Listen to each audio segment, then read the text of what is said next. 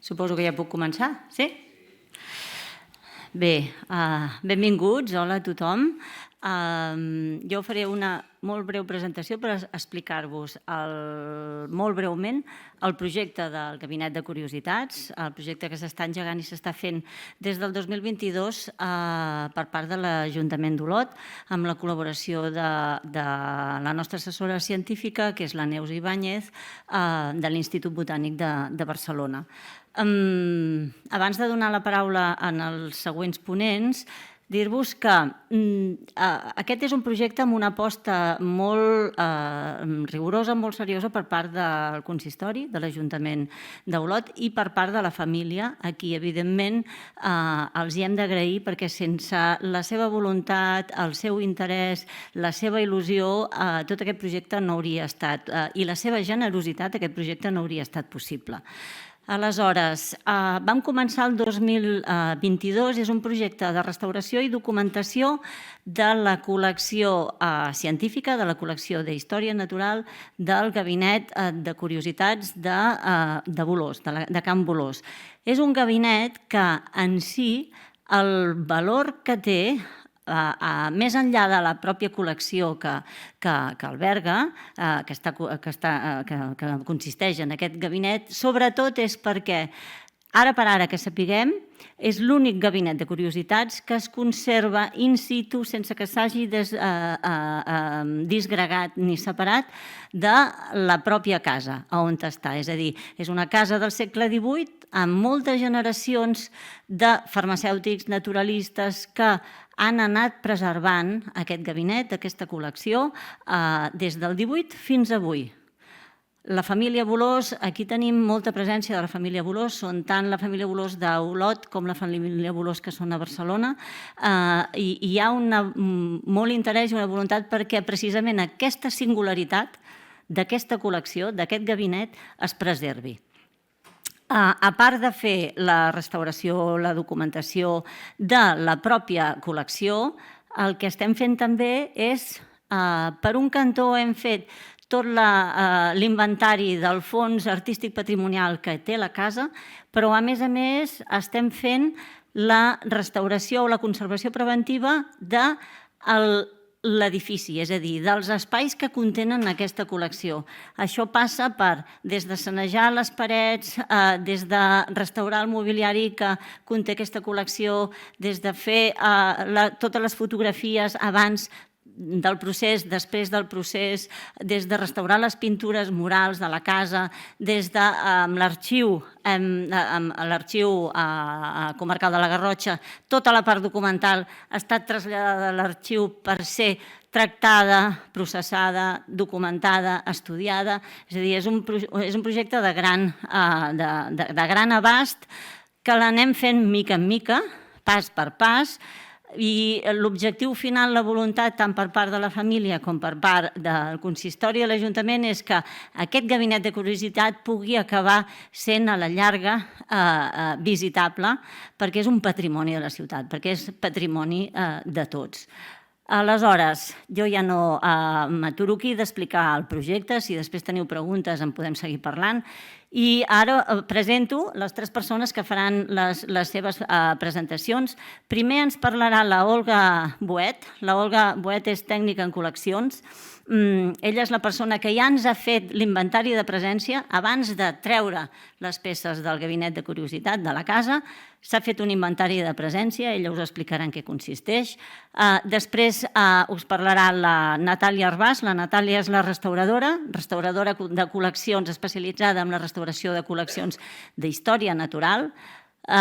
Molts de vosaltres que esteu aquí, alguns dels que esteu aquí, l'heu pogut conèixer personalment i us ha explicat, heu vist la feina que està fent. És una feina ingent, perquè penseu que aquesta col·lecció està integrada per més de 14.000 elements, peces, és a dir, realment és una feina, com dirien col·loquialment, és una feina de micos, és d'una paciència impressionant la que té la Natàlia. I després, per últim, us parlarà Miquel Àngel Fumenal. Ell és historiador de l'art i és el president del Patronat d'Estudis Històrics de la Garrotxa i segurament algun d'ells l'heu conegut avui a la visita que hem fet a la casa, a Can Bolós, i ell és la persona que també ha estat fent l'inventari del fons artístic patrimonial de la casa. Per tant, és la suma de l'actuació en diferents línies, però que tots treballem en equip, perquè realment el que s'està fent i el que està sortint donarà per molta més feina, molts estudis de recerca, d'investigació. Realment és com un petit tresor que està emergint i que està sortint a flor. O sigui que, per tant, dono la paraula jo ara a l'Olga, després la Natàlia i després al Miquel Àngel.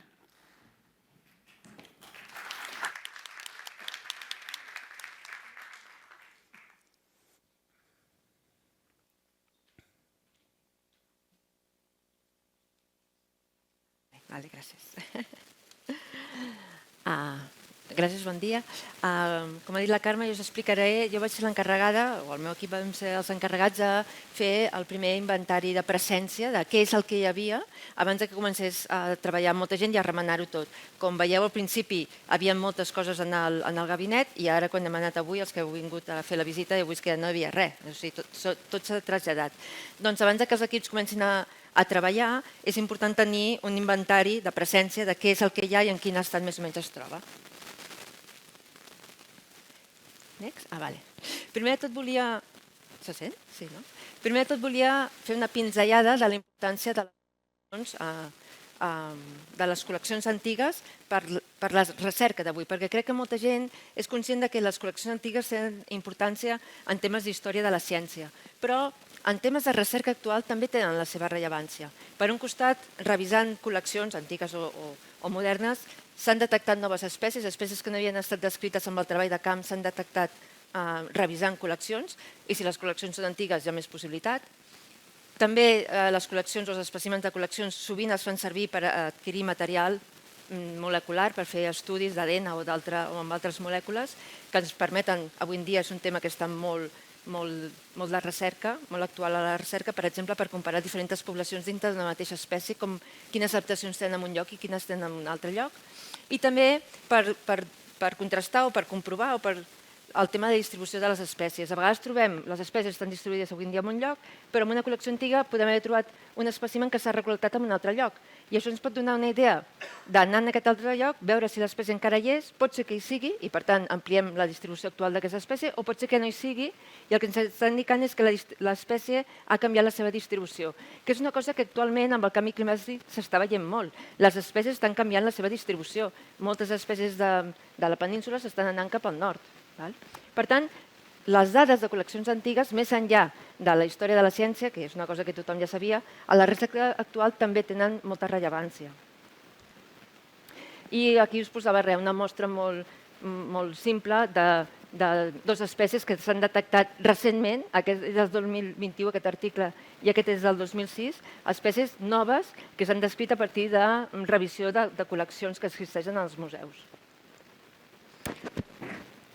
Per tant, les col·leccions d'història natural, i a mi m'agrada remarcar, ja siguin públiques o privades, és un patrimoni molt important. I el tema és que, a més, les antigues és únic. És a dir, si tenim un espècimen que es va recol·lectar a final del 1700 o a principi del 1800, és únic. Allò ja no ho podem tornar a tenir mai més. Si allò es perd, és un element que ja mai no podrem tornar amb el pas del temps enrere, evidentment, per tant no podrem tornar a tenir-ho. Per tant, conservar les col·leccions antigues és de vital importància, perquè a més, les col·leccions privades que estan en cases de familiars, doncs depèn de la bona voluntat de la família, i no totes les famílies tenen la mateixa consciència i bona voluntat que té la família Arnau de Bolós. Els que heu visitat el gabinet ja sabeu l'espai, jo parlaré sobretot d'aquest espai. Aquí hi havia mostres, aquest era, quan hem entrat avui, que hem fet la visita amb l'Àngel, el primer espai, el que diem despatx, la sala 1, que és on hi havia els principals armaris, i la sala 2. Aquí és on nosaltres vam fer l'inventari de presència abans que entrés ningú, i tot i que en l'espai de despatx vam trobar algunes mostres, que també les vam inventariar, evidentment, on més vam estar treballant va ser a la sala 1 i a la 2. I aquest matí, quan hem anat, també ens han passat fotografies de com era l'espai, de quan vam entrar, i per nosaltres va ser un impacte, com suposo que tots la primera vegada algú havia visitat aquest espai quan encara estava ple, i la veritat és que entres en aquest espai i trobar tots els armaris plens de mostres és una cosa que ens va impactar moltíssim i que et dona moltes ganes de començar a tafanejar què hi ha per aquí. Aquest era el cocodril i el tauró que la Natàlia ens ha explicat que havia restaurat, com estava inicialment allà penjat. Això són dues parets que estan plenes d'aquestes vitrines i aquí teníem fins i tot un escritori que també estava ple de mostres. I això continua sent el mateix, perquè veieu que hi havia moltes mostres. És cert que hi ha un cert ordre en aquestes mostres, però també és cert que jo crec que el pas del temps va fer que l'espai que tenia se li quedés curt i al final les mostres es van anar apilant sobre d'altres mostres. I això ja veureu que després que ens va portar problemes. Però sí que hi ha una sèrie de mostres de minerals que més o menys estan recollides, una sèrie de mostres, per exemple, de coralls, que estaven més o menys reunides. En l'espai 2 trobem, per exemple, calaixeres en tot de mostres malacològiques, també reunides. Hi ha un cert ordre, aquest és l'espai 2, el de la biblioteca, però que, com hem comentat aquest matí, hi havia calaixeres també amb mostres de zoologia, sobretot, i també hi havia fòssils i pedretes i coses. Una cosa que també hem detectat és que, clar, el pas del temps passa factura, i passa factura a tothom. Llavors, tot i que jo crec que és una col·lecció que ha estat, per tot el temps que ha passat, molt ben conservada, també és cert que li han passat coses. I, per exemple, traient l'últim calaix d'aquest armari, a baix a terra apareixien un munt de fòssils que ningú havia tingut en compte, perquè no estaven en cap moble, diguéssim. Llavors, l'inventari de presència el van fer intentant movent les coses al mínim possible. És un inventari que es fa, insisteixo, abans de tocar res, per saber com està la cosa genuïnament, com l'hem trobat, i la idea llavors és moure molt poc. Això ens va obligar a treballar en aquell espai. I això té l'avantatge, com és molt poc, l'inconvenient que l'espai de treball no és l'adequat, diguéssim, no és el millor espai de treball que podem tenir. A la sala 2 vam muntar un espai de treball amb una taula que avui ja no hi era, però que no era una taula molt gran, i vam muntar... Nosaltres vam fer unes fotografies per fer l'inventari de presència molt descriptives. No són fotografies de fotògraf que després puguin publicar, són fotografies de treball per anar ràpid i documentar el que hi ha. I tinguem cura, sobretot, de no malmetre res. En una sala que avui no hem vist, perquè estava al mateix pis, vam muntar un altre espai de treball amb una altra taula per poder fer més feina. Aquest espai era una miqueta més gran, era més còmode de treballar. El desavantatge que tenia és que havíem de sortir per aquella porta petita que heu vist, amb un calaix gran a vegades, i s'havia de fer una mica de moviment.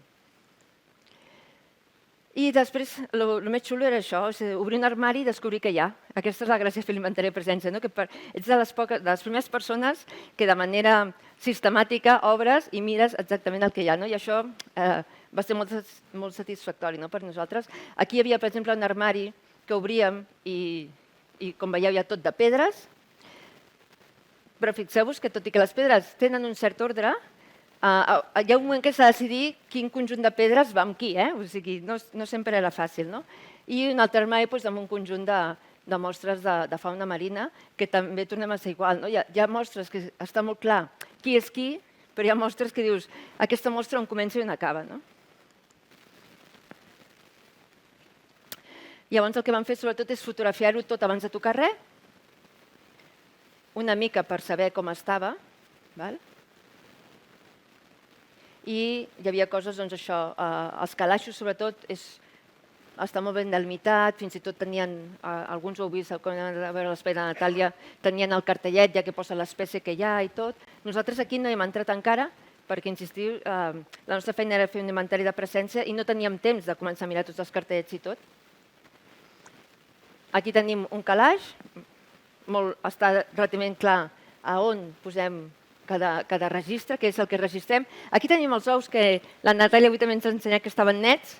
Nosaltres quan els vam veure estaven bruts i vam decidir que posàvem el mateix registre precisament per la cinta aquesta de roba que ens ha ensenyat avui la Natàlia, que no havíem vist el color, avui la Natàlia ens ha descobert que era vermell i que tenia sentit fer un sol registre aquí, però, per exemple, obries un armari on un prestatge estava ple de roques i aquí, i no eren totes iguals, però no eren molt diferents, i aquí venia la pregunta, no? Aquí on posem el registre? Què diem que hi ha aquí?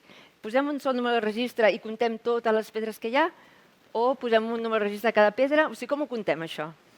I això va ser una de les coses que ens va portar més debat, perquè a vegades vèiem una cosa molt clara, agafàvem un criteri, però al proper prestatge trobàvem un altre entremig, ja no s'ajustava bé el criteri, tornàvem a consensuar un altre criteri, i això ens ha portat una mica de dificultat. Hi ha coses que estaven molt clares. Havia una paperina, a més amb una notació, i quan l'obries havia tot de pedres diferents, que a més semblaven totes, per exemple, en aquest cas, que venien d'un riu, bueno, doncs això estava molt clar que era un sol número de registre. Aquí comptàvem totes les pedretes. Una cosa que ens passava és que nosaltres, tot i que intentàvem anar per ordre, la Carme de tant en tant apareixia ja amb alguna joia que havia trobat en un altre lloc i bueno, l'havíem de posar perquè realment eren joies molt xules. Un dia la Carme ens va aparèixer amb una capseta que quan l'obries havia una altra tapa, que quan l'obríem havia tot d'espais, dintre de cada espai hi havia una mostra. Si us fixeu, la capseta té també els dibuixos dels espais que hi ha aquí dintre i això té un cert número. Això té números per saber qui és qui.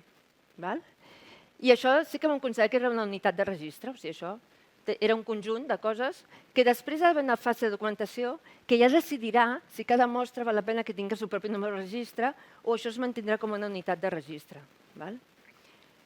Un altre cas, una capseta plena de petits paquetets, cada paquetet amb un nom i a dintre un conjunt de llavors. Això era molt xulo, no?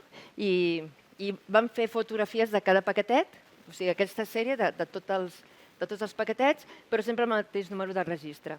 Aquest número de registre havia de ser un número correlatiu inicialment, a causa que l'ordre de la casa no ens va permetre finalment que fos tan correlatiu com ens hagués agradat. Treballàvem en dos espais diferents i per tant vam començar dos números de registre diferents i hi ha números que no hi són, diguéssim.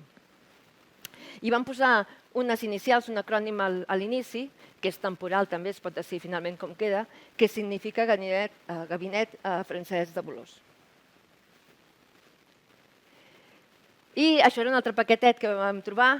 Aquí me'n recordo que era un dia que al final fèiem moltes hores i allò que arribes al final del dia dius ara faig 3 mostres més i ja plego, ja marxo. I l'últim paquetet que vam obrir, a dintre havia tots aquests paquetets. Molta il·lusió em va fer perquè era molt xulo, però tenia ganes de plegar aquell dia. I a cada paquetet l'obries i a dintre havia unes mostres, unes conquilles. I això això és d'un valor a nivell documental molt, molt interessant, perquè hi ha poques col·leccions antigues que encara conservin aquestes unitats. I a més, molt ben separades i fins i tot amb un número.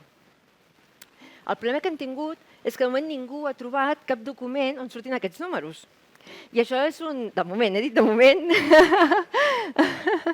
però això és una cosa que a les fases posteriors s'haurà d'indagar molt i intentar posar una mica d'esforç a veure si podem recuperar aquest número, quina documentació associada té, perquè això, tot i que la col·lecció jo crec que ja té molt de valor, però això li augmentaria el valor moltíssim. És a dir, si finalment trobéssim d'on ve aquestes conquilles, qui les ha recol·lectat, de quin lloc són i fins i tot quina data, això augmenta molt el potencial de recerca d'aquests espècimens.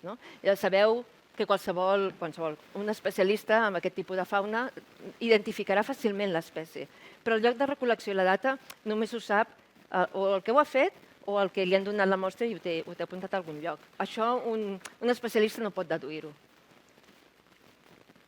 I llavors aquí, això era per insistir una mica també en això dels criteris que primer poses i després canvies. Primer vam veure que les capsetes tenien mostres més o menys regulars, que tenien un sentit, que a vegades tenien una etiqueta, tenien una nota, i vam posar un registre per capseta. Però de tant en tant apareixia una capseta que les mostres que venien a dintre no els hi veies un gran sentit que estiguessin juntes, però el nostre criteri era, si estan dintre una capseta, de moment fem un sol número de registre. O, per exemple, al mig un racó de la sala havia un cistell ple de roques molt grans volcàniques. Podíem haver fet un número de registre per cada roca o podíem agafar això com un sol element. De moment s'ha agafat com un sol element i, insisteixo, després hauria d'haver una fase de documentació que potser desglossa aquests elements amb més elements perquè troba sentit que alguna roca d'aquí no formava part del mateix element. Després també ens hem trobat amb mostres molt fràgils. Quan hem vist l'espai de treball de la Natàlia, alguna mostra ja ho heu vist, hi ha mostres que si les toques, doncs fàcilment les pots trencar. Per tant, nosaltres vam intentar no tocar res o tocar el mínim. Res no, perquè vam tocar moltes coses, però les coses que veiem molt fràgils intentàvem no tocar-les. No sé si aquí podeu veure, això que penja per aquí és la serp, que alguns heu vist en el lloc de Natàlia, és el cos de la serp que aquí no es reconeixia res. És a dir, nosaltres vam trigar un parell de dies a deduir que allò era una serp, perquè primer hi havia un cap en un lloc, però no sabíem de què era, després tot de coses que havien caigut per allà i un fil que penjava ple de pols, i al final és que tot això, la serp anava al cap, es va trobar aquí, i la cua, que també queda un tros ben conservat, crec que venia per aquí o per aquí, no me'n recordo. Una cosa molt fràgil que també ens va costar molt de decidir com treballar amb això eren els coralls, perquè aquí ens passava una cosa, que clar, si has de fer un inventari de presència i hem de comptar els individus que hi ha, necessitem identificar cada individu. Però aquí els coralls, clar, s'havien imbrincat una mica entre ells. Si els trèiem, era fàcil trencar-los. Si no els trèiem, era difícil fer l'inventari. Sempre hi ha moments que és complicada la cosa. Aquí ens hagués agradat treballar més en el mateix tàndem amb la Natàlia, de manera de poder-ho treure i ja no tornar-ho a l'armari, sinó que la Natàlia s'emportés i ja poder identificar bé cada corall. Al final molts no els van voler ni tocar, perquè treure'n d'aquí vol dir barallar-te amb tot això d'aquí, i vam anar posant dimos així i fent fotos d'aquesta manera. I així també el que hem intentat és que la mostra, si tenia algun paperet, alguna etiqueta, alguna cosa que més o menys pensaven que anàvem a la mostra, associar-ho, que no quedés despenjat d'una cosa d'una altra. Hi ha moltes pedres que tenen un paper a sota. Alguns al paper ja no es llegeix res, no sabem si ha desaparegut la tinta, si es pot recuperar o el que sigui, i d'altres es pot llegir coses. El que passa que és el que dèiem abans, no? Hi ha un moment que les pedres estan unes ficades sobre de l'altra, i llavors tens un paper i tens 2 o 3 pedres molt diferents sobre el mateix paper. I llavors no saps aquell paper si correspon a alguna mostra, a quina de les mostres correspon. I llavors sempre que calia associàvem aquestes bosses de plàstic que veieu, nosaltres posàvem el registre, fèiem una foto, tornàvem al lloc, però sempre que podíem ho posàvem dintre un plàstic perquè quedés ben delimitat la mostra que feia referència i la Natàlia o la gent que vingués després de nosaltres tingués clar el DIMO, el referent, a què feia referència. I això són exemples de tipus de documentació que hem trobat associades. Papers que ja quasi no es llegeixen, que es poden arribar a llegir perquè en aquest moment costa molt, i en canvi d'altres que ja es llegeixen molt bé. Sobretot quan hi ha un expert que llegeix lletres. Nosaltres quan no en teníem la lletra, que era moltes vegades, anàvem al Miquel Àngel i li dèiem, escolta, llegeix tu, que ell té molta habilitat llegint lletres. Una cosa que vam fer va ser intentar fer, de tot el possible, fer fotografies per diverses cares de l'espècimen, perquè una cosa és veure des de dalt, l'altra és des de baix, i ens porta informació diferent. Doncs a cada grup fem una fotografia des de dalt, una des de baix, una d'un costat, una de l'altre, i això també ens ajuda a veure si està trencat per algun lloc.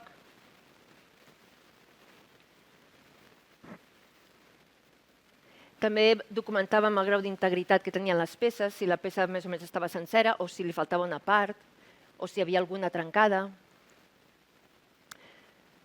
Aquí hem anat documentant això, grau d'integritat de les peces. Hi havia peces que segurament, aquí el grau d'integritat entenem si ha estat tots els elements de l'animal o de l'espècimen. Aquí teníem uns eriçons que estaven desmuntats, però creiem que no estan totes les peces, o sigui, es podria arribar a muntar, però potser faltaria alguna peça. I en canvi teníem altres minerals que estaven degradats, que havien fet alguna reacció química amb la humitat o amb el que fos, les sals reaccionen així, llavors hi havia alguna. Aquesta encara tenia una part que es mantenia bastant bé, aquesta, per exemple, ja estava tot polsim. I després també ens vam trobar alguns minerals o algunes roques amb certa possibilitat de ser tòxiques. Els vestos segur que són tòxics i els vam anar marcant i separant perquè la gent que treballés a posteriori ho tingués més ben senyalitzat. I ja està. En total nosaltres hem posat 1.492 números de registre, però insisteixo que això és un primer inventari i que segurament aquest número, si hi ha una segona fase de documentació, que crec que és molt imprescindible per saber exactament la rellevància d'aquesta col·lecció, pujarà molt, perquè el número d'elements en total són més de 14.000 comptats. Tot i que tingueu present que a vegades hi ha coses que no els hem comptat del tot, perquè si hi havia una bosseta de moltes conquilles petites, doncs potser ja no les hem comptat totes. Però la majoria d'elements els hem anat comptant. En general són 46 de botànica, tot i que, per exemple, botànica, aquella diapositiva que he passat que era tot de sobrets de llavors, allò és un número de registre, però en veritat allà hi havia 10 sobrets. Això fàcilment, aquest número pot pujar si a la llarga es considera que cada sobret de llavors, que és una espècie diferent, serà un registre diferent. 793 de geologia i paleontologia i 641 de zoologia i 12 que van quedar que no sabien ben bé què eren, perquè hi havia coses una mica com artesanals o de decoració i ho deixàvem una mica que amb calma, a la fase de documentació, tot això s'hauria de quedar ben establert què és què, què és cada cosa. I fins aquí hem estat treballant bàsicament 3 persones, sobretot la Paula i jo som les que més hem treballat. L'espai ja l'heu vist, que és un espai molt xulo, però per treballar és dur, i sobretot perquè hem treballat molt a l'hivern i feia molt de fred, i la Carme sempre ens cuidava molt i ens pujava un termo d'aigua calenta perquè ens féssim un te, la qual cosa li agraïm molt. I ja està, això és tot.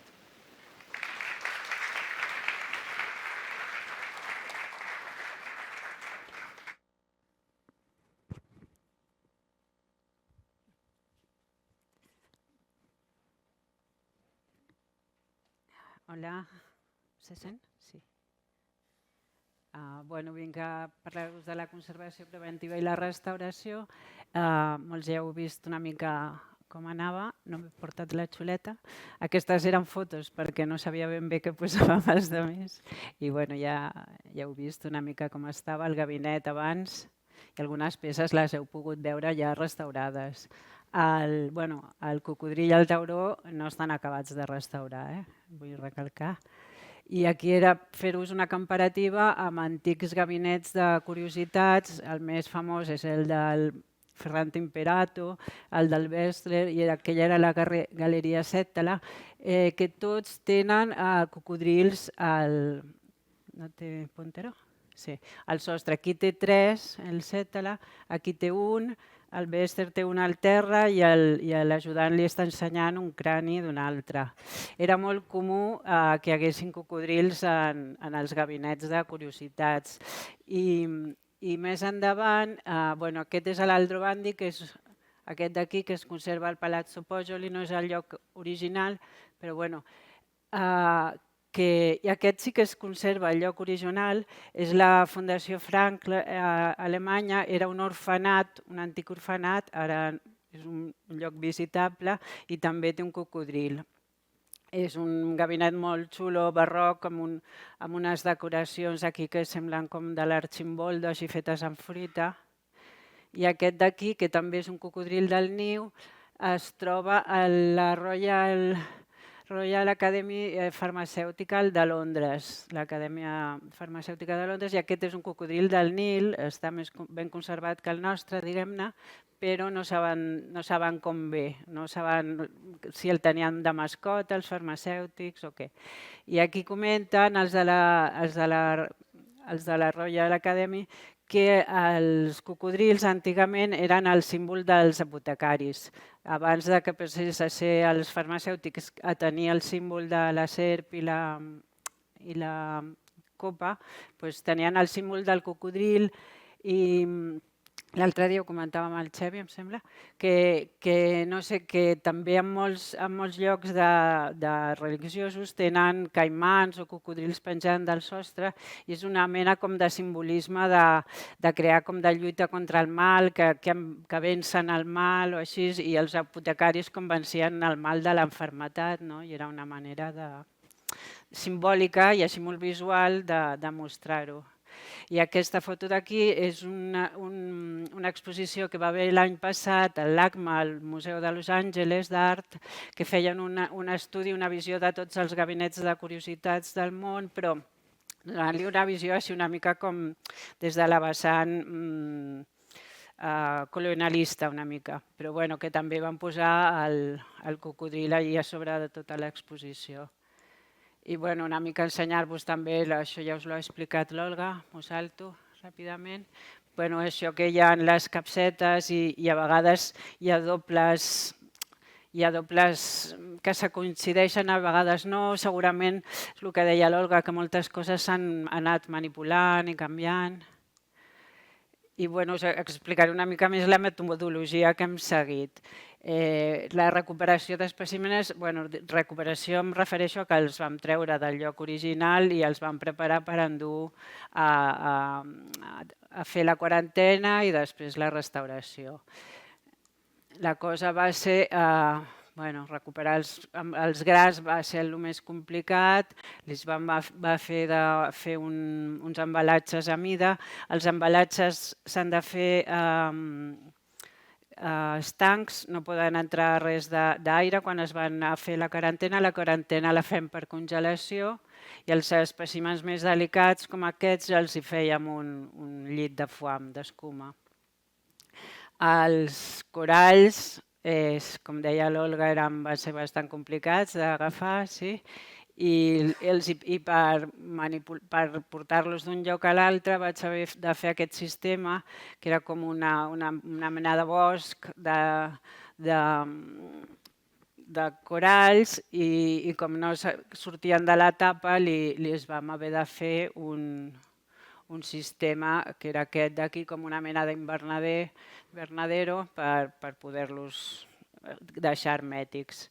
I res, això és baixar en el tauró, crec que és per les escales, i la quarantena la vam fer en un mòdul congelador que te'l porten on vulguis i s'està 15 dies a menys 20 graus, perquè és la manera d'assegurar-te que mates tots els possibles atacs biològics que tinguin les col·leccions. Les col·leccions de ciències naturals normalment el que tenen és dermèstids, que es menja la queratina i és el que hem d'anar a eliminar i d'aquesta manera t'assegures de matar-los en tots els estats.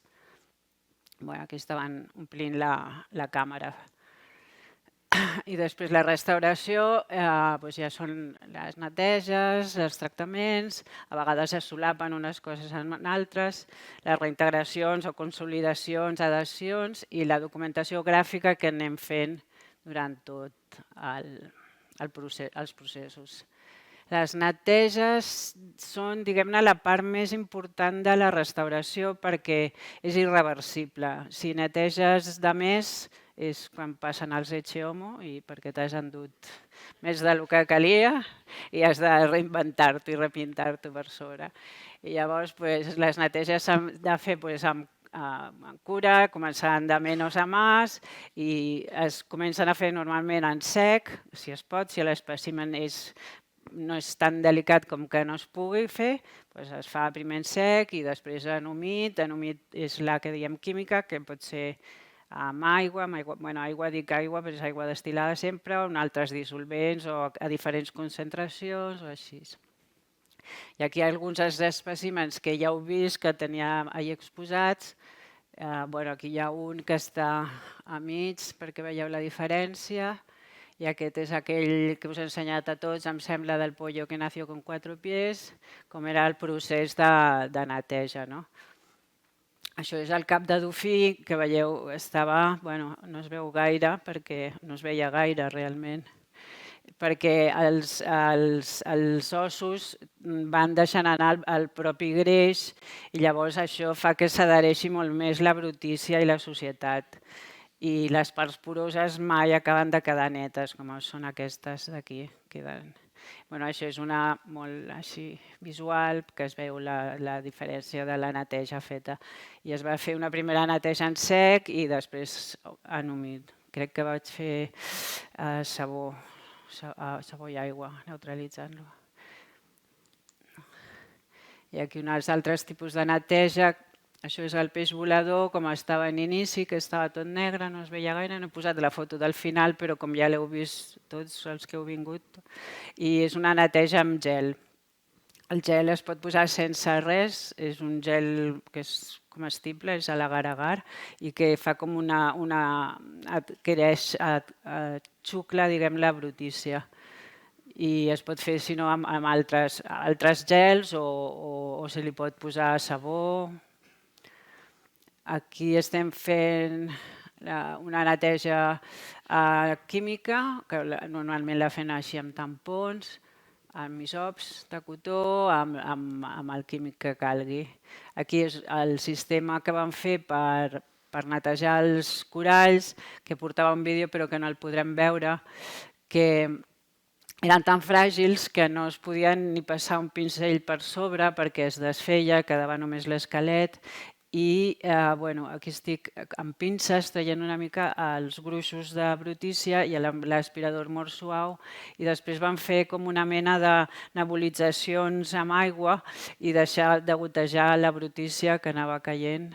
I aquí és un que no sé si us he ensenyat, no el tenia gaire visible, que és un que té un os de tauró, un ou de tauró, i és abans i després. I aquí és un, mentre el procés, que està degotejant la brutícia, i aquest no he posat foto, però bueno.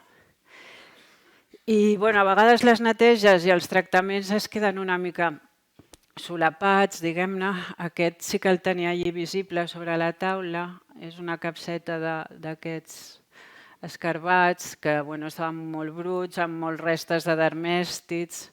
Això és el cap, s'han menjat tot l'interior i tots els residus. I clar, a l'hora de netejar ja el vas desmuntant i després l'has de readherir, que llavors ja és com un tractament que li fas d'adhesió i has de consolidar una mica aquestes parts on tornes a adherir. I aquí ja és el resultat final. I aquí era com estava, ja heu vist les fotos també de l'Olga, que penso que estaven millor. I aquí estava penjat d'aquesta corda i d'una altra d'aquí de la cua. Com vaig de temps? Bé? Sí.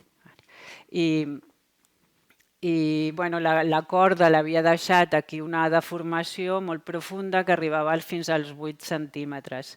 I llavors el que vaig estar fent va ser un tractament per adolcir una mica la pell, per flexibilitzar-la, rehidratant-la, i després vaig poder retornar-li la forma i per acompanyar el farciment, que era de palla, li vaig posar uns foams d'escuma de polietilè, que és un material inert actual.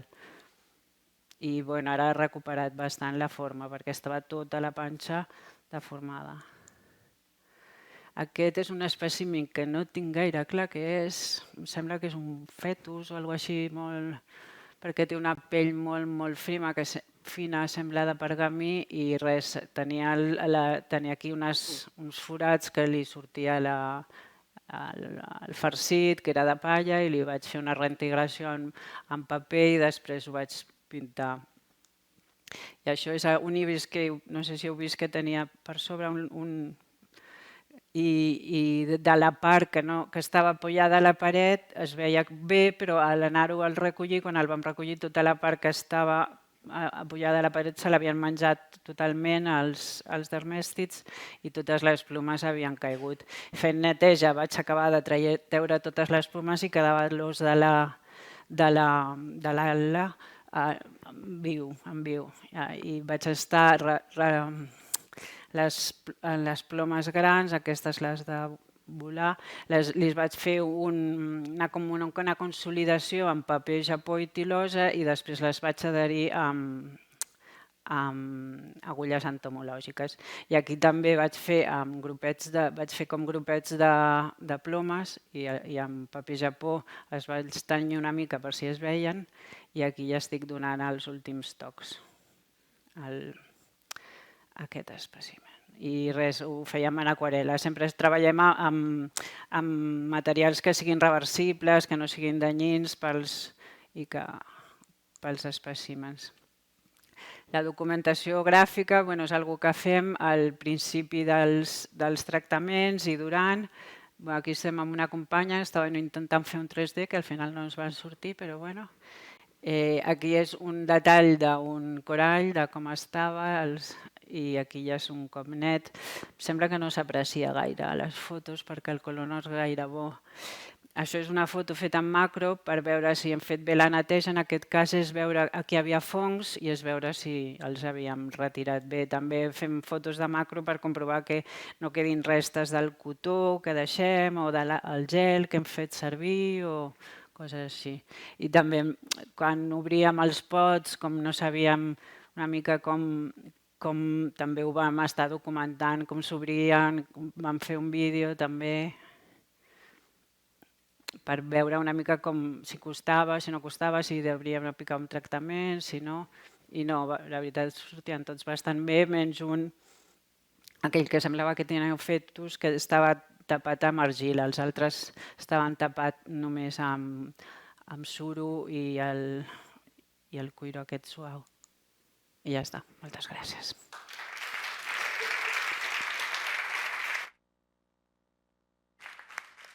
Vaig volant.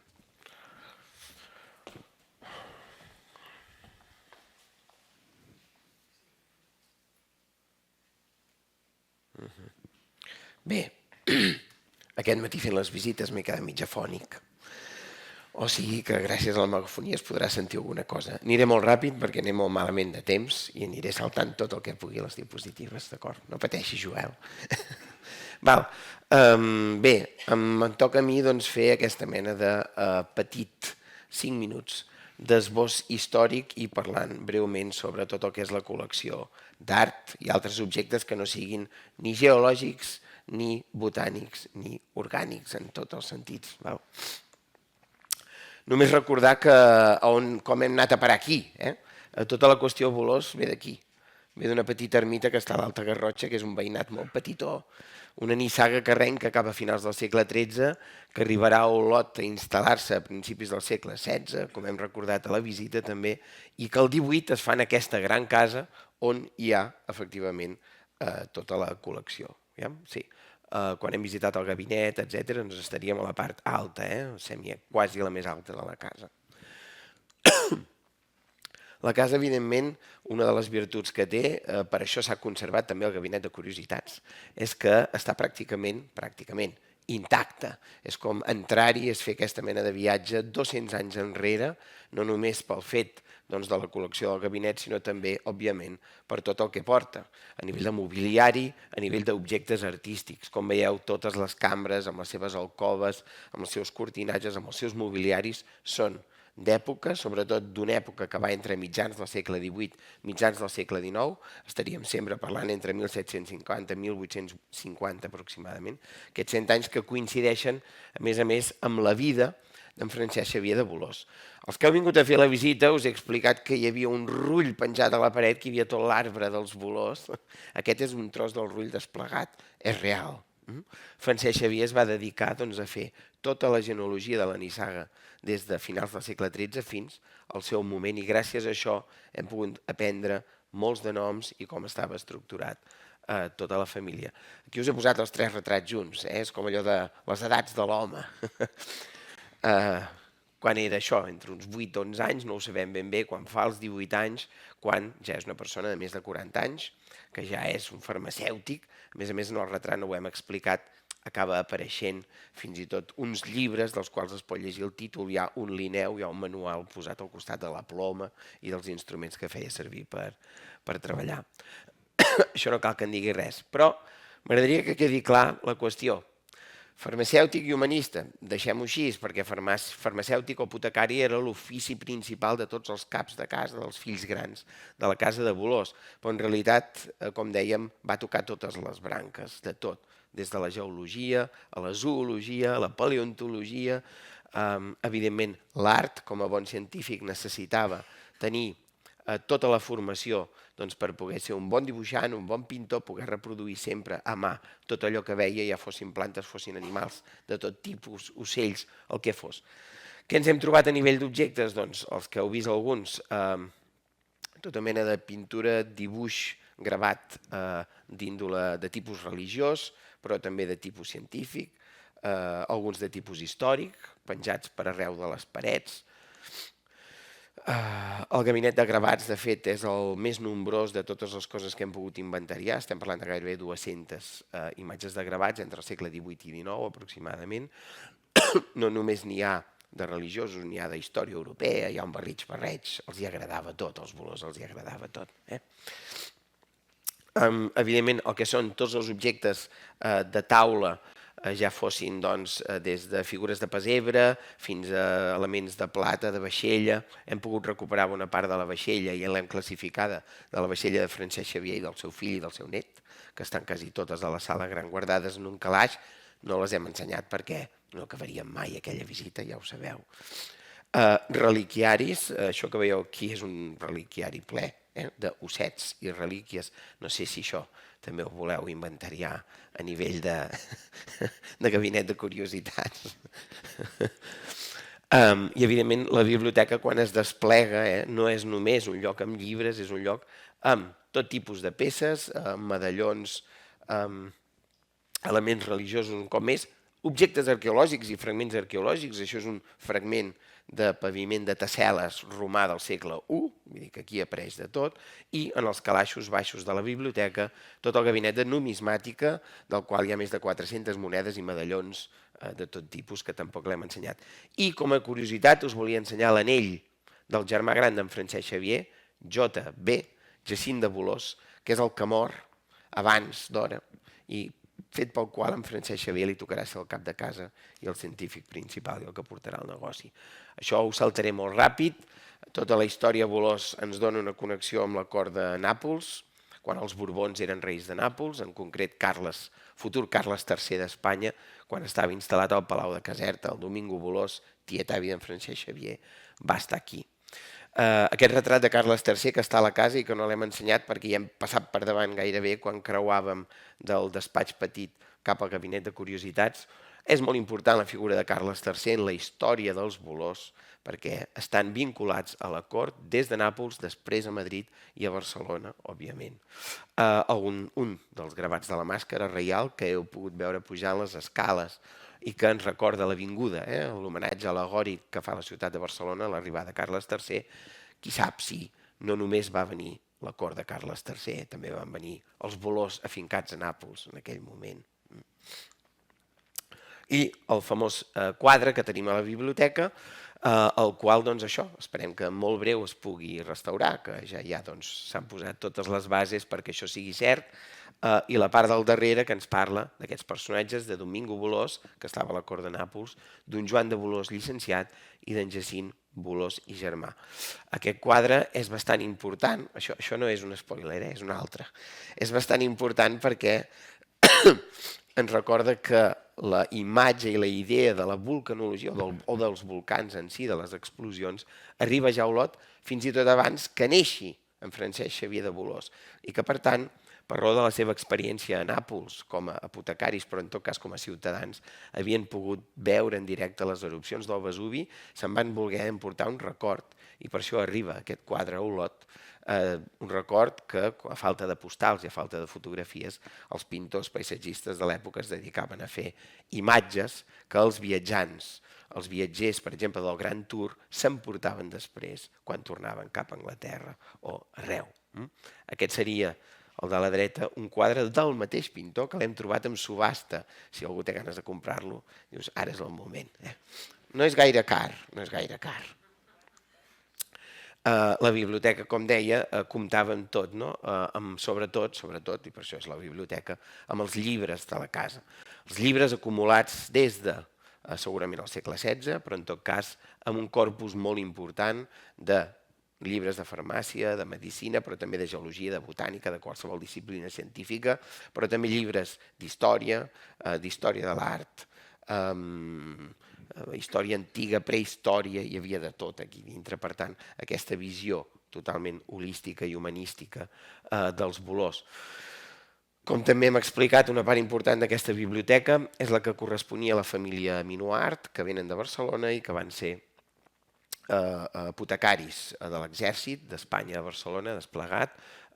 Una filla, en Joan de Minuart, deixeble de Carles Linneu, es casa amb Antoni de Bolòs i per aquesta raó la biblioteca, o bona part de la biblioteca de Joan de Minuart va a parar a Olot i ara l'hem pogut classificar aquí, a la casa. Bé, i com dèiem, les visites, i ho hem comentat moltes vegades, no? Estem parlant, per acabar, d'una nissaga de farmacèutics, dels quals conservem la biblioteca, el gabinet de curiositats, la casa, les habitacions, els mobles, però no tenim ni un sol pot de farmàcia. Gràcies a la recerca que hem fet i gràcies a la gentilesa de la família també, hem pogut estirar una mica el fil i han començat a aparèixer en diversos domicilis els pots de la farmàcia. L'espai el tenim, és el Cares al menjador, que com us hem ensenyat avui està decorat amb aquests medallons a tota la part alta, fent un recorregut per tota la història de la farmàcia europea, però ni un sol pot. Ara bé, un exemple d'una de les edicions de Carles Linneu que tenim, Ulm feta i el Linneu retratat. No faré molts spoilers, però en els pots que hem anat trobant ja en tenim de medievals, ceràmica de Terol, pisans, ceràmica del segle XVII i el corpus més gran, que és ceràmica que en diem a la francesa i que es correspon entre 1730 i 1760-70, cosa que vol dir que no són pots de l'època d'en Francesc Xavier, sinó que són de l'època del pare o de l'avi. És a dir, que el negoci i tot plegat anava seguint. Volia destacar només per acabar, he fet 5 minuts, m'heu dit 5 minuts, aquest treball interdisciplinar que hi ha hagut. De fet, la voluntat del museu i tothom que ha donat suport institucionalment s'ha vist des del primer moment que això no es podia afrontar només com un projecte de geologia o un projecte de botànica o un projecte de biologia històrica. Es tractava de poder-ho ajuntar tot, com molt bé recordava ara l'Olga, les frases típiques de això on tu classificaries, o aquest paper que hi posa, o això quin objecte és, va estar a l'ordre del dia contínuament. Per això també penso que ha estat molt interessant la xerrada del professor Beccari. It's been a great pleasure listening to your speech, talking about the collaboration. C'è bisogno da fare il lavoro insieme. És això. Cal que en aquestes qüestions, i més que en cap altra, perquè des de filologia, història, geologia, obres una mena de capsa de Pandora que no s'acaba mai i en la que cal realment treballar de manera interdisciplinar. Esperem no, cada vegada que s'ha obert un calaix ha sortit alguna cosa per la part de ciències, però és que per la part humanística també. Per tant, no sé si hi havia cronologia per aquest projecte, però això no s'acabarà. En breu no s'acabarà, està claríssim. Uns números finals, perquè us feia una idea d'aquesta part més humanística. D'art tenim això, uns 56 dibuixos, 32 pintures, 180 gravats, 24 escultures.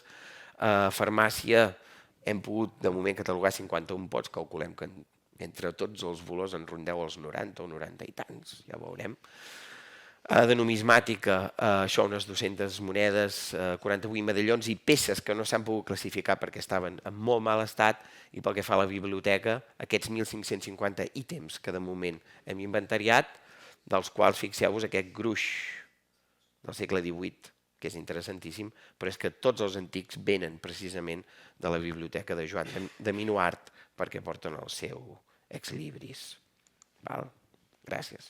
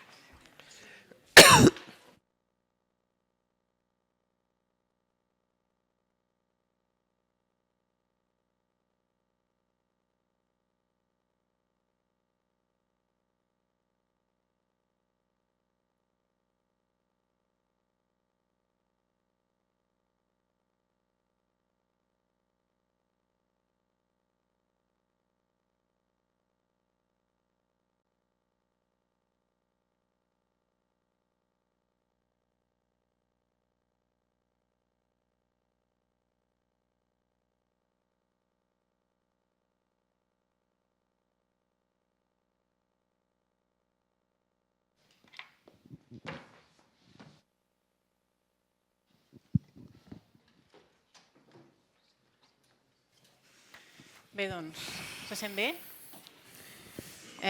Jo soc la Neus Ibáñez, que soc una mica la coordinadora del projecte de tota la restauració del Gabinet Bolòs i us volia presentar la Carme i el Marià, Bolòs familiars. El Josep Maria no ha pogut venir, desafortunadament perquè està malalt, però ja també ens ha passat un text per llegir.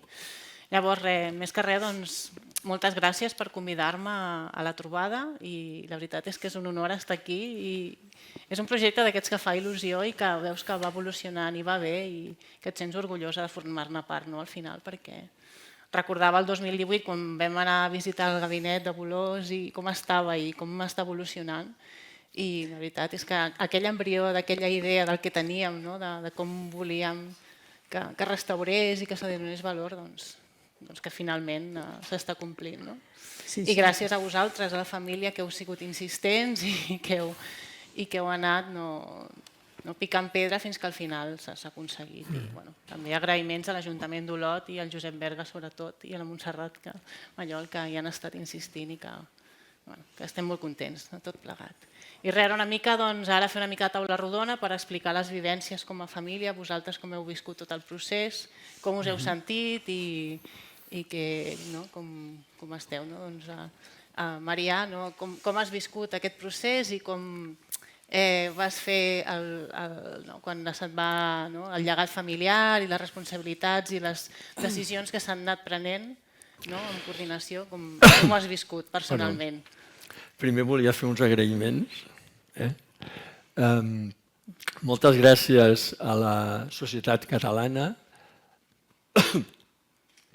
d'Història de la Ciència i de la Tècnica, gràcies a l'Espai Cràter, gràcies a l'Ajuntament d'Olot, que ens ha convidat en aquest acte i que per nosaltres té molt de significat. Resumiré una mica tot el nostre procés, des que vam començar. Tot va començar una mica, al nostre record, amb el nostre avi. Quan ell va rebre la casa, ja no feia de farmàcia.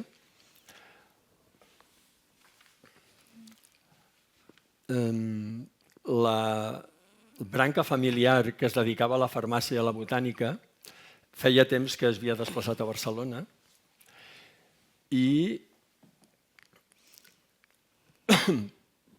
ara no me'n recordo. Espera, ja me'n recordaré. Ho llegiré una mica perquè estic una mica grogui, perdó. Em posaré les ulleres.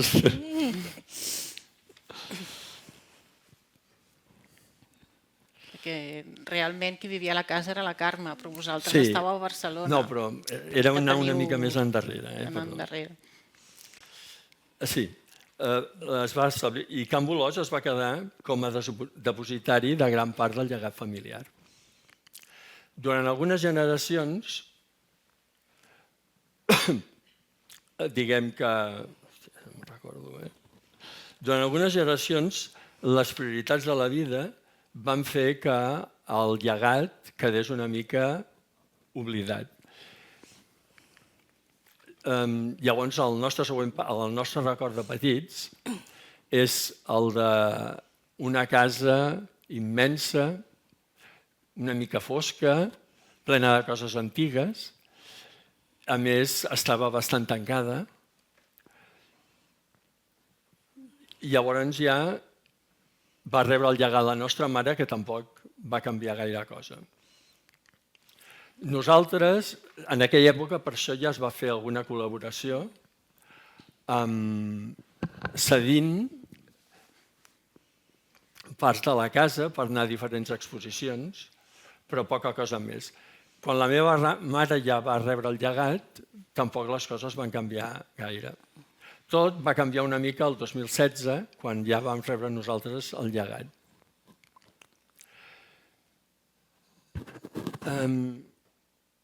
Llavors ara ja comença la segona etapa. D'aquesta etapa remarcaré les 3 coses que van impulsar tota la resta. Una molt important van ser les primeres converses que vam tenir amb l'alcalde, amb ara alcalde, que llavors era el conseller de Cultura, que ens va mostrar una gran disposició per trobar alguna fórmula de col·laboració. Un segon moment clau va ser quan, gràcies al contacte del Joel Piqué, vam contactar amb un grup d'investigadors de la història de la ciència de la Universitat Autònoma de Barcelona que van visitar la casa al final del 2016. I la tercera cosa va ser conèixer-te tu, Neus Ibáñez, investigadora i responsable de les col·leccions científiques de l'Institut Botànic de Barcelona, que ens vas convidar a visitar la Salvadoriana i després vas venir el 2017 a veure la casa tu. De tot això ja va sortir el 2018 una primera intervenció de cara a la restauració de la biblioteca i un inventari preliminar del Gabinet de Curiositats. Sí. A part d'això, això seria una mica un resum del que ens ha passat fins ara. Abans d'acabar també m'agradaria compartir una mica el que m'ha impactat més de tot aquest procés, que ha estat la gent que hem vist, les visites que hem tingut a la casa, que les seves cares han estat tot una sorpresa per mi, no? L'interès, el respecte, la sorpresa que han tingut. Han estat experts, gent que sabia molt, i que al veure allò se n'han donat compte que estaven davant d'un moment històric com congelat en el temps, i tot això ha estat una cosa una mica típica, no? Ha estat gràcies a una saga familiar que durant molts segles ha mantingut un interès per la història i la cultura i un respecte pel passat. I això ha fet que tot això no es perdés en el temps. I per últim, només remarcar que nosaltres el que voldríem és que la part de la casa que s'ha conservat del Francesc Bolòs i en especial el Gabinet de Curiositats acabi formant part de acabi sent visitable pel públic general i formi part del patrimoni cultural que la ciutat d'Olot aporta al públic. Ho he dit d'un tirón. Molt bé. No, tu ara. Bé, moltes gràcies, Maria. Jo ja volia... Perdoneu, que estic nerviós. Jo crec que s'ha entès perfectament i ens has transportat una mica a l'inici. M'he liat una mica, però bueno. Molt bé.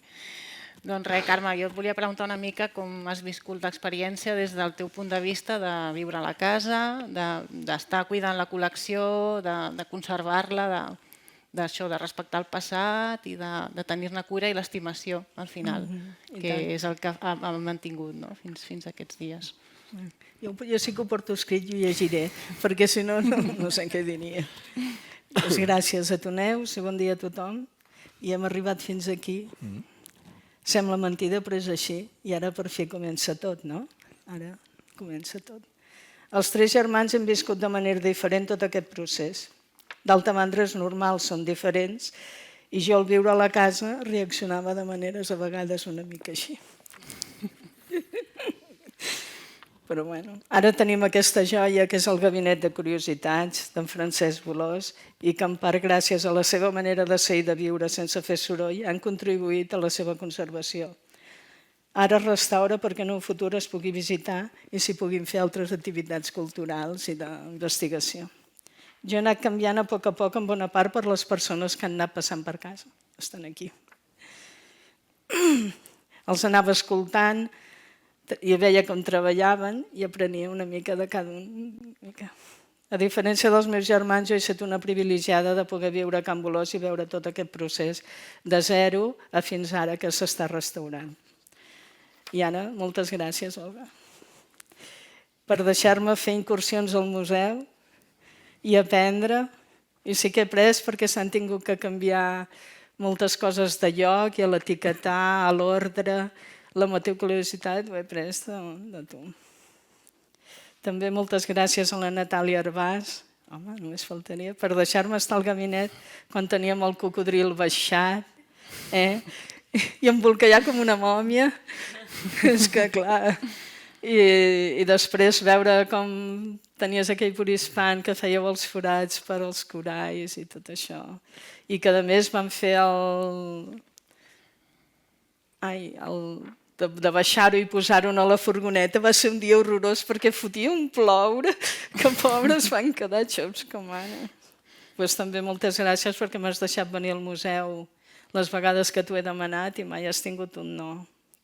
I també agrair la paciència que han tingut en Miquel Àngel Fumenal i la Maria Lluc Serra. La tasca de la biblioteca ha estat ingent i gràcies per deixar-me estar amb vosaltres i afegir el meu granet de sorra.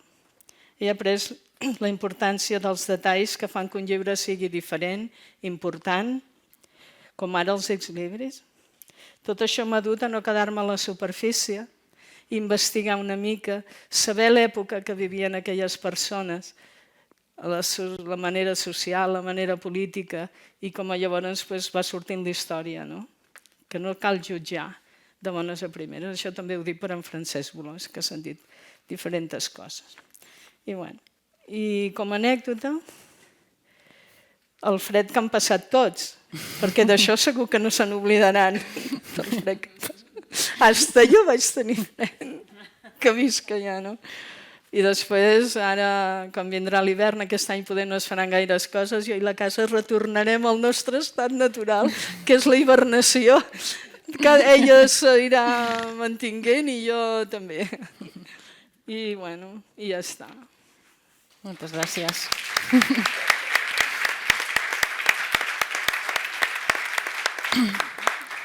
Molt bé, doncs les paraules que el Josep Maria també ens ha transmès, ens ha donat per escrit, perquè ell també ha sigut un iniciador del projecte i que sap greu que avui no hi pugui ser. El nostre germà gran és una pena que no estigui aquí perquè ha portat el lideratge de tot el procés i, en fi, els virus no tenen compassió, o sigui que hi farem. Però llegiré el seu comunicat. Abans de comentar les preguntes de la Neus, vull dir coses importants per no deixar-me-les al tinter. Una és que, sense la meva germana Carme, que va decidir viure a Can Bolòs i la seva estimació i cura de la casa, segurament les coses haurien anat d'una manera molt diferent. I potser no estaríem avui aquí celebrant aquest acte. L'altra és que sense l'empenta de l'Ajuntament d'Olot no s'hagués acabat signant un conveni de col·laboració que ha permès que es posés en marxa aquest projecte de restauració del gabinet, en el qual el suport de la Neus Ibáñez i el seu equip ha estat fonamental. Per això, un agraïment molt especial al Pep Berga, actual alcalde d'Olot, a la Montse Mallol, directora de museus, que lidera el projecte de restauració, i a la Neus. Pel que fa al que m'has preguntat, figura, dir-vos que el meu punt de vista sobre la figura d'en Francesc Bolòs està condicionat per la meva professió. Soc metge i he exercit la medicina en dues especialitats transversals que toquen moltes tecles com la medicina interna i la farmacologia clínica, i en hospitals grans en els quals la recerca tenia un pes important. Jo ja havia llegit força coses sobre Francesc Bolòs, però sens dubte el moment clau va ser el descobriment i la lectura de la tesi que va escriure sobre la seva figura, un olotí en Miquel de Garganta. Es va llegir la tesi d'en Garganta. La tesi em va impactar profundament, sobretot per 4 aspectes. El primer va ser la diversitat d'àrees temàtiques en què va treballar i va fer recerca amb Francesc Bolòs, des de la farmàcia i la botànica fins a la geologia i la vulcanologia, i moltes altres. Això implicava una enorme curiositat científica. El segon aspecte va ser la rellevància que li donava la informació i les fonts d'informació sobre el que treballava, confirmada per la important biblioteca del gabinet. El tercer, la importància que tenia per a ell les relacions amb altres investigadors de dins i de fora del país, confirmada per la seva àmplia correspondència que afortunadament s'ha pogut preservar i estudiar. I finalment, el quart aspecte va ser veure com la tasca ingent que va fer, la va fer gairebé tot sol. La veritat és que m'hi sento identificat en molts aspectes amb el Francesc, però des de la humilitat absoluta davant un referent clau en la història de la ciència al nostre país, que sens dubte es va avançar al seu temps. Si hagués de triar alguna cosa perquè vostès s'enduguessin cap a casa, seria aquesta, la que es va avançar al seu temps. Avui es considera fonamental en les activitats científiques la curiositat i la creativitat. Tothom està d'acord que la informació és clau i la relació entre els investigadors imprescindible.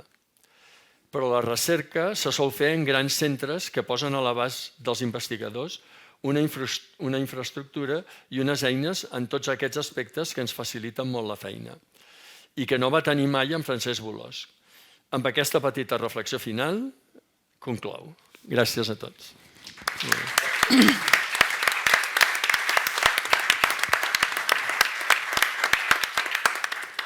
Molt bé, moltes gràcies i us agraïm la vostra presència i la insistència en el projecte. I bé, finalitzem aquí perquè no tenim temps. Em sap greu si hi ha preguntes, però després a la sortida podem comentar.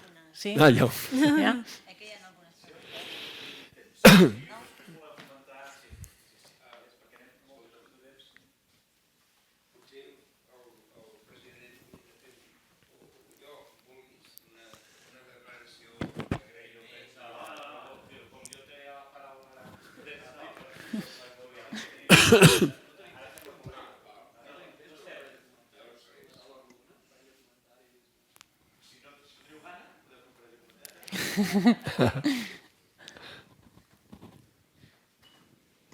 Bé, jo com a Bolòs, però també com a olotí, estic al·lucinat de tota la feina que esteu fent.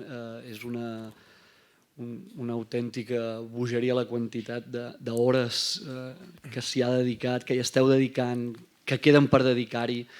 I res, un agraïment jo crec que personal, però de tota la família Bolòs, que també estem aquí a Olot. Moltíssimes gràcies per tot l'esforç, també per la família que té la casa però que està a Barcelona i que també està aquí a Olot. El fet de fer aquest pas des del 2016, on del 2016 al 2024 tot el que s'ha fet. O sigui que en aquest sentit, moltíssimes gràcies. Però també com a geòleg, aprofito el micro, sempre que puc tenir un micro, reivindico una mica la feina de la geologia i la nostra disciplina, una disciplina que necessita treballar de forma interdisciplinar, però que també necessita tenir visibilitat. En aquest sentit, vull, des d'una forma molt constructiva, puntualitzar que de la primera presentació de la Olga potser afegiria en aquesta introducció de la recerca no només històrica, sinó també científica actual que es pot fer, que tot el material i totes les curiositats, al final totes les mostres geològiques, biològiques, serveixen per fer un pas més enllà a la recerca, però també geològiques. És a dir, que les mostres recollides, que hi ha olivines, que hi ha piroxenites, que hi ha xenòlits al final, que són mostres del mantell que tenim a la superfície i que segurament Francesc Bolòs no sabia, però que ara sabem, són difícils de trobar i algunes d'elles, moltes d'elles, de fet, estan al gabinet i que estan molt ben identificades de quins volcans són i que això també ens dona una informació geològica.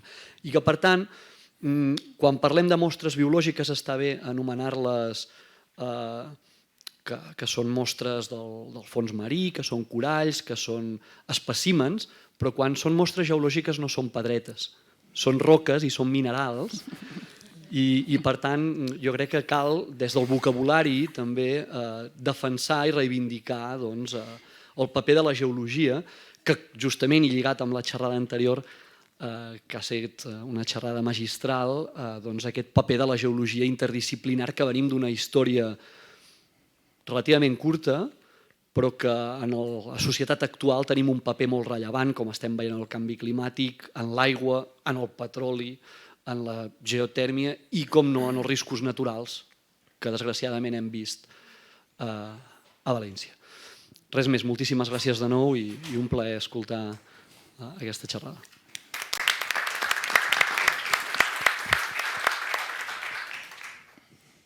Alguna altra pregunta? Només em deixes dir una cosa?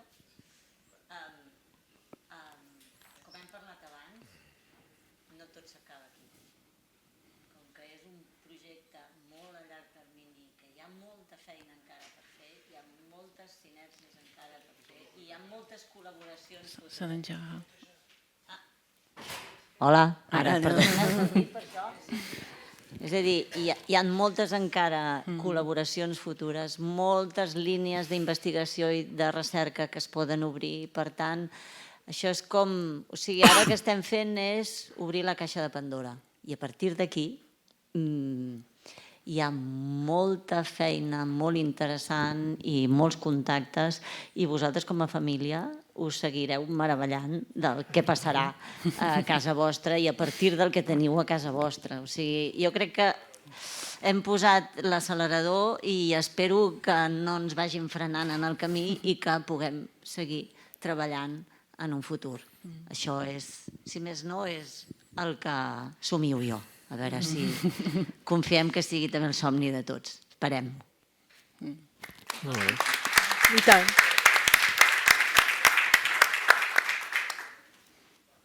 Molt bé. Sí, un cop s'hagi documentat tot, perquè ara la feina és documentar-ho i posar-li nom a les peces i revisar. Llavors, a partir d'aquí segur que sortiran molts estudis científics i tesis doctorals i vaja, jo crec que és un gran descobriment i segur que hi ha molta recerca per fer.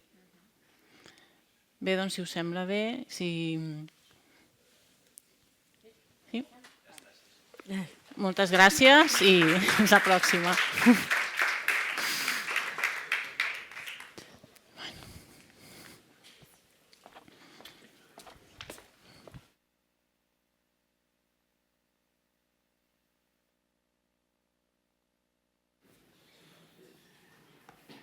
Bé, toca la lectura de l'acta dels Premis Antoni Quintana i Marí, però com que tinc jo l'ús de la paraula i sóc el president de la Societat Catalana d'Història de la Ciència i de la Tècnica, no me puc estar de comentar algunes coses d'allò que acaba d'esdevindre's. Abans de tot, un agraïment profundíssim a la família Arnau de Bolòs. Els historiadors de la ciència, especialment aquells que estem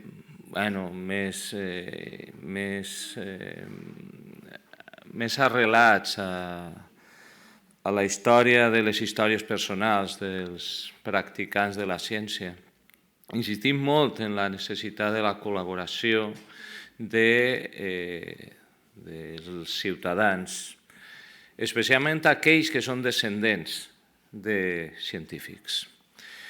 El seu paper pot ser fonamental a l'hora de la tasca de documentar les vides, de documentar els sentiments, de documentar les xarxes de relació, precisament perquè són dipositaris de llegats familiars. Moltes voltes no és fàcil trobar obertura a aquestes famílies. I, en canvi, així ha estat molt més senzill. Perquè ha sigut clau la col·laboració d'una família dels descendents d'una nissaga il·lustre que han posat amb tota la generositat el seu llegat familiar a l'abast de la recerca històrica i no només històrica, també, com hem vist, recerca científica i artística en diferents aspectes. Per tant, això és un privilegi, això és una fortuna immensa la que tenim, no només, però jo parlo per ells, els historiadors de la ciència i de la tècnica de les terres de parla catalana, d'ara poder entrar a investigar a partir d'aquest llegat impressionant. Per tant, un agraïment absolut per aquesta actitud. Perquè al final els llegats familiars es poden rendibilitzar de moltes maneres i així la generositat ha estat extrema i el desinterès des del punt de vista material. D'acord? Per tant, moltíssimes gràcies a la família Arnau de Bolòs. Per altra banda, vull dir també als responsables del projecte, on està la meva benvolguda Neus Ibáñez. Però en general a tots els responsables. Teniu ara un repte immens. No perdre el poder de vocació que té un llegat com aquest. És el gran problema. Els que heu tingut el privilegi d'entrar a aquesta cambra de meravelles i veure com estava realment, bé, les fotos són impactants, però jo me puc imaginar allò d'obrir la porta al 2016 i pom! I aquest poder de vocació no s'ha de perdre. I això és molt complicat i ho sabeu, en els temps actuals de la museografia actual. És dificilíssim. I els historiadors de la ciència ahir moltes voltes són molt pesats, de dir, no, és que estos llegats, estos museus que tenen una història pròpia, que poden no ser museus d'història de la ciència, però que són museus històrics per a la ciència, malauradament han estat perdent molt del seu poder de vocació. Això no vol dir, naturalment, que no puguem aplicar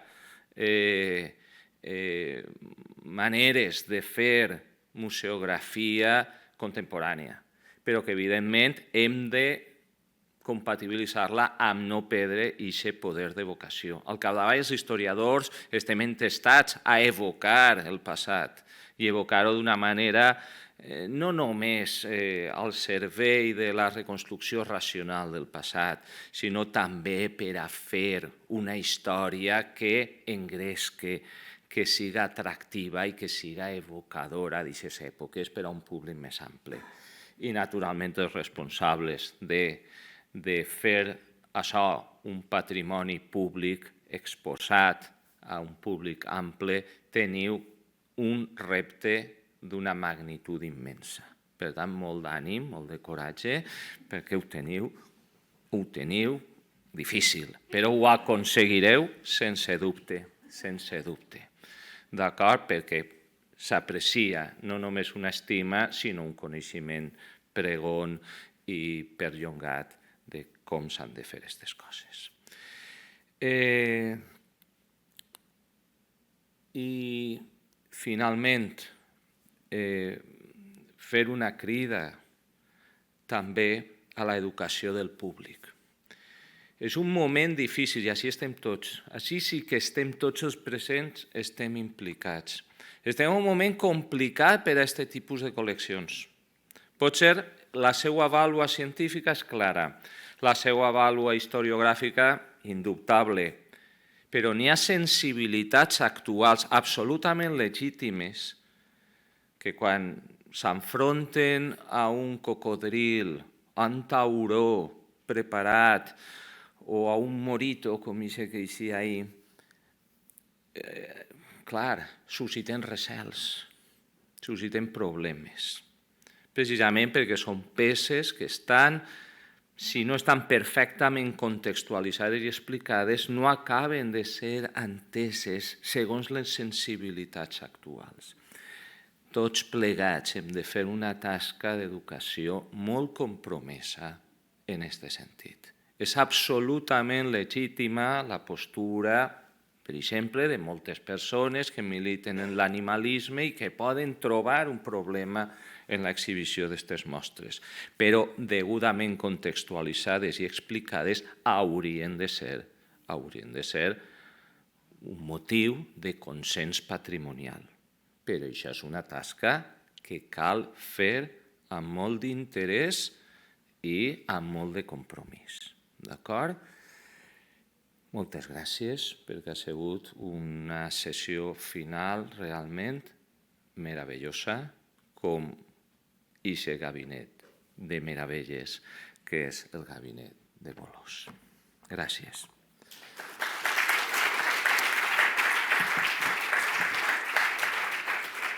Ara, breument, és quasi un ritual, un poc innecessari, malauradament enguany, però llegiré, espere, perquè espere que no se m'hagi perdut, perquè la cobertura sí, la tinc bé. Bé, és l'acte del jurat del 23 Premi Antoni Quintana i Marí per a treballs de recerca d'estudiants d'ensenyament secundari obligatori i postobligatori. La Societat Catalana d'Història de la Ciència i de la Tècnica, filial de l'Institut d'Estudis Catalans, ha convocat el 23 Premi Antoni Quintana i Marí 2024 en dues categories. Un, categoria secundària obligatòria, dos, categoria de secundària postobligatòria. El jurat, constituït per José Ramón Bertomeu Sánchez, Carmel Ferragú Domingo i Cristina Sendra Mocholí, ha decidit. En la categoria de secundària obligatòria, el 23 Premi Antoni Quintana Marí 2024 s'ha declarat desert en no presentar-se candidats. En la categoria de secundària postobligatòria, el 23 Premi Antoni Quintana Marí 2024 s'han presentat dos treballs i s'ha declarat desert. I així ho fa constar el 15 de novembre de 2024. No podem aplaudir enguany. Què hi farem? I, en tot cas, 23 edicions també ens diuen que hem fet una tasca duradora. Potser ara haurem de canviar algunes coses, però bé. Joel, endavant.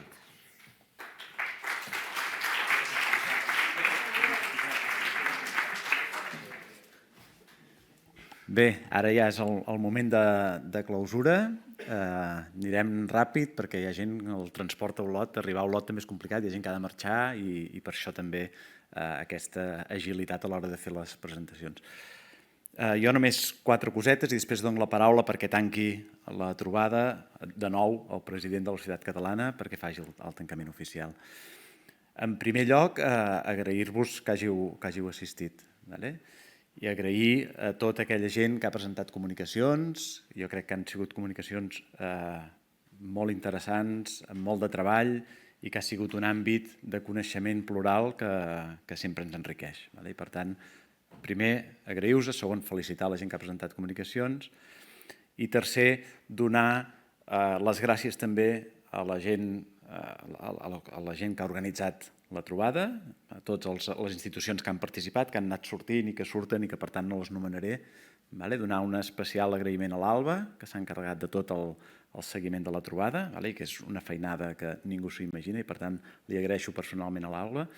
I després agrair lògicament a la família Bolòs el fet d'obrir també la casa per poder visitar en aquesta trobada un dels tresors que de fet era un dels motius de focus de la trobada perquè creiem que és un tresor que en el que és l'àmbit de la història de la ciència, també en altres, però en el que és l'àmbit de la història de la ciència l'havíem d'ensenyar perquè necessitem que la gent experta en l'àmbit vegi les possibilitats i la capacitat de recerca que hi ha en aquest gabinet. Per tant, també agrair.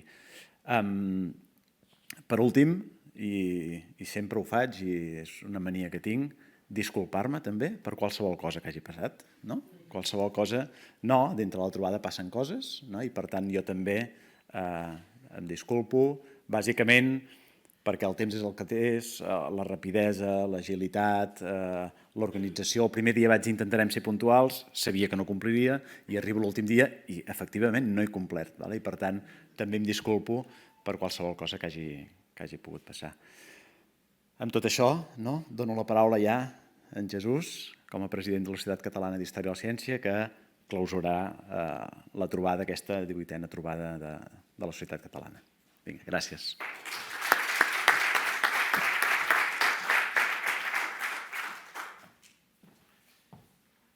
Bé, no diré res més que reblar el clau de l'agraïment, especialment a Joel.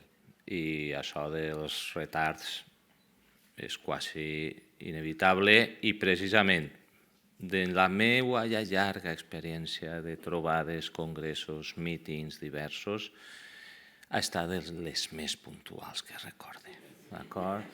Per tant, Joel, Alba, la resta de l'organització, moltíssimes gràcies per fer-nos tan fàcil esta trobada, 18 trobada, que en aquest moment solemnement conclou. Gràcies.